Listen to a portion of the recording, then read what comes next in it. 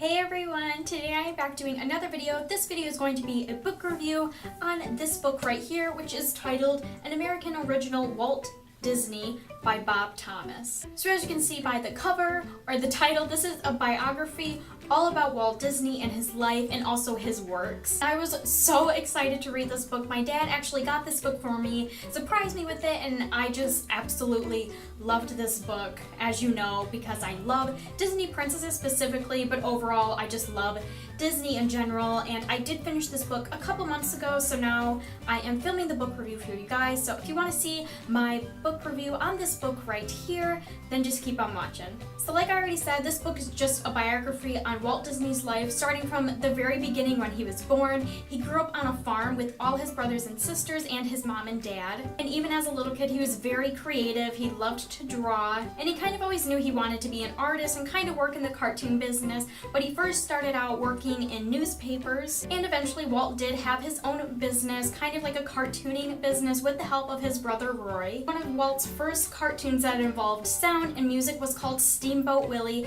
which also involved the creation of Mickey Mouse. Mickey Mouse specifically was very popular at the time it was created, with Steamboat Willie and everything like that. So this is kind of when Walt's business and Walt Disney, his name, started to get very famous. For a while, him and his company pretty much stayed on making short cartoons, but eventually he made his first full-length film, which was Snow White and the Seven Dwarfs. And that cartoon was also very popular. I think it brought in around like 8 million within the first year or something like that, but it brought in so much money, everyone was obsessed with it. And few other films that came out after Snow White were Dumbo, Bambi, and Pinocchio. But Walt and his business did have some problems with the banks and money, just because it was so expensive to make cartoons and films. So Walt and his company, they definitely had a huge debt on their hands. I think it was around like 4 million at a certain time. It got up to $4 million in debt. But Walt was just very optimistic. He just kept making cartoons because he focused mostly on the people and on the audience, and he didn't really think too much about the money, which I really liked that attitude, because I just think a lot of people just focus so much on money that they don't really take the time to enjoy life or anything like that. So I really liked Walt's attitude that was portrayed through this biography. And of course, as the Disney company and the cartoons started becoming more popular, started developing more cartoons and films, they started on the idea of developing Disneyland.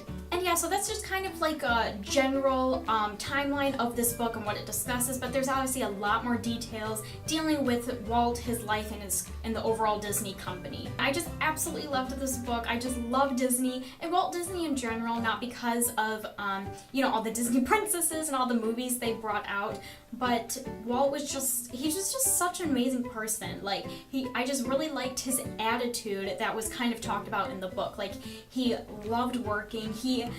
There's a part in the book that mentioned that he hated weekends and holidays because that meant he couldn't work, and he just loved working, and he loved making cartoons, and he loved making people smile. And I don't know, I just really like that. He just kind of had an attitude that I feel like a lot of people today should have, like, just to not worry so much about money, or to not like let things hold you back or get you down, just to keep doing what you want to do, follow your dreams, and you can do anything. And I just really overall just loved his attitude pretty much. Also, something I found very interesting at the end of the book, it talked about Walt's death, and it did mention that he was cremated and buried in some cemetery, I think somewhere in California. I can't really remember where. But I remember always hearing that Walt Disney was froze after he died, so like his body was like in a freezer somewhere. I don't know if you guys have ever heard that. I've heard it everywhere, so I'm sure some of you at least heard it, but no. According to this book, he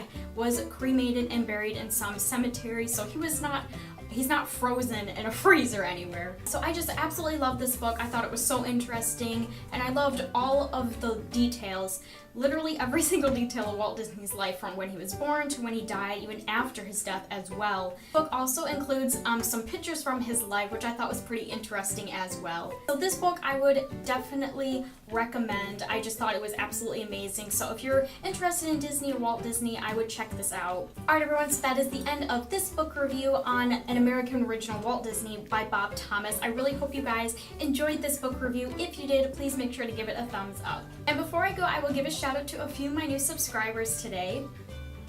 Rosalind De La Rosa, Spark City Girls Rule, Savannah L, Kadia or Kadia A, Ashlyn M, and My Life 857. I want to say hi to you guys. Thank you so much for subscribing and watching my videos. I really appreciate it, and I really hope you all enjoyed this book review.